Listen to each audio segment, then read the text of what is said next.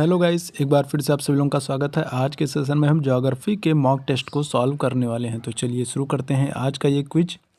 इस क्विज को मैं अपने नाम के साथ शुरू कर रहा हूं।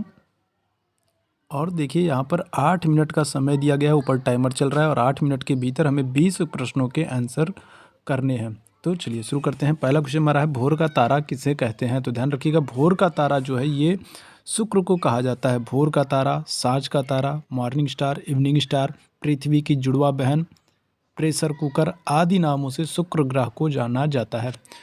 पृथ्वी की जुड़वा बहन किसे कहा गया? तो अभी हमने बात की, तो पृथ्वी की जुड़वा बहन शुक्र को। भोर का तारा, सांझ का तारा, पृथ्वी की जुड़वा बहन, इन सभी नामों से शुक्र ग्रह को जाना जाता है।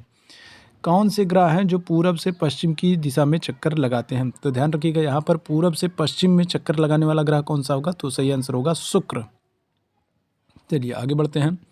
सबसे बड़ा ग्रह कौन सा है? तो ध्यान रखिएगा, उपरोक्त ऑप्शन में बात की जाए सबसे बड़ा ग्रह कौन सा होगा, तो सबसे बड़ा ग्रह जो होगा वो होगा हमारा बृहस्पति। सबसे ठंडा ग्रह कौन सा है? तो ध्यान रखिएगा, जो सूर्य से सबसे अधिक दूरी पर होगा वही सबसे ठंडा ग्रह होगा। तो आपको पता है 8 ग्रहों में वरुण ग्रह जो है ये सबसे दूरी पर स्थित है, तो ये सबसे ठंडा ग्रह होगा। सबसे बड़ा उपग्रह कौन सा है? तो अब यहाँ पर देखिए, यहाँ पर सौरमंडल में सबसे बड़ा उपग्रह पूछा जा रहा है। उपग्रह जो ग्रह के चारों ओर चक्कर लगाते हैं उन्हें उपग्रह कहते हैं। तो सबसे बड़ा उपग्रह जो होगा ये होगा गैनीमेड। ठीक है, गैनीमेड जो है ये सबसे बड़ा उपग्रह है।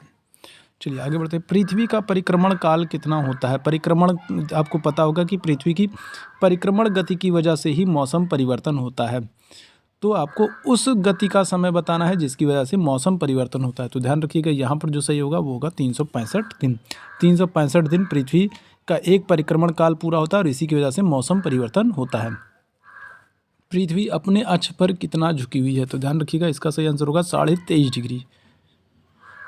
पृथ्वी का दिन रात होना परिणाम होता है। तो ध्यान रखिएगा, अभी हमने बात की परिक्रमण गति। परिक्रमण गति की वजह से मौसम परिवर्तन होता है। और अब बात करें अगर दिन रात की, तो दिन रात जो है ये परिभ्रमण गति या घूर्णन गति की वजह से होता है। सबसे गर्म ग्रह कौन सा है? तो यहाँ पर ध्यान रखिएगा, यहाँ पर थोड़ा सा आपको समझने की आवश्यकता है। यहाँ पर ये मत समझिएगा कि जो सूर्य के सबसे निकट होगा वही सबसे गर्म ग्रह होगा, ऐसा नहीं है।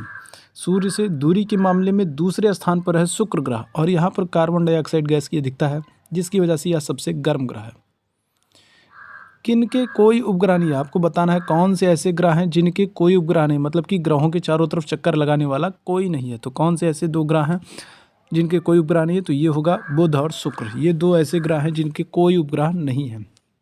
सबसे कम समय में सूर्य की परिक्रमा पूरी करता है। तो ध्यान रखिएगा, जो सूर्य के सबसे निकट होगा वही सबसे कम समय में परिक्रमा को पूरी करेगा। तो ध्यान रखिएगा, सूर्य के सबसे निकट बुध है। आगे बढ़ते हैं। अंतर्राष्ट्रीय समय रेखा कहलाती है। तो अंतर्राष्ट्रीय समय रेखा जो है ये 0 डिग्री देशांतर रेखा। ठीक है, ध्यान रखिएगा, ऊपर पहला ऑप्शन जो है 0 डिग्री अक्षांश रेखा, लेकिन अक्षांश रेखा को हम नहीं टिक कर सकते हैं क्योंकि आंसर गलत हो जाएगा। 0 डिग्री देशांतर रेखा को अंतर्राष्ट्रीय समय रेखा कहा जाता है। आगे बढ़ते हैं। अंतर्राष्ट्रीय तिथि रेखा कहलाती है। तो ध्यान रखिएगा, 180 डिग्री देशांतर रेखा जो है ये अंतर्राष्ट्रीय तिथि रेखा है। आगे बढ़ते हैं।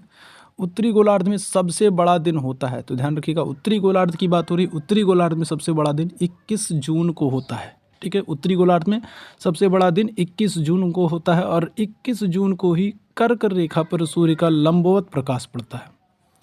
बसंत विषु कब होता है? तो ध्यान रखिएगा, बसंत विषु जो होता है ये इनमें से कोई नहीं होगा क्योंकि बसंत विषु 21 मार्च को होता है। ठीक है, ध्यान रखिएगा, बसंत विषु 21 मार्च को होता है, तो इनमें से कोई नहीं सही होगा। दिन और रात कब दोनों गोलार्धों में बराबर होते हैं? तो ध्यान रखिएगा, जब भूमध्य रेखा पर सूर्य का लंबवत प्रकाश पड़ता है तो दिन और रात बराबर होते हैं। तो कब कब?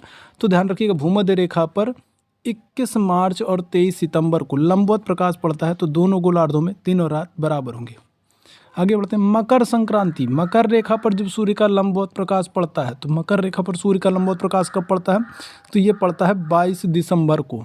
आगे बढ़ते हैं।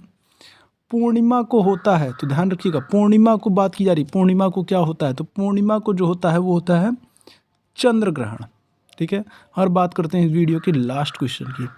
0 डिग्री देशांतर से पूर्व में बढ़ने पर क्या होगा?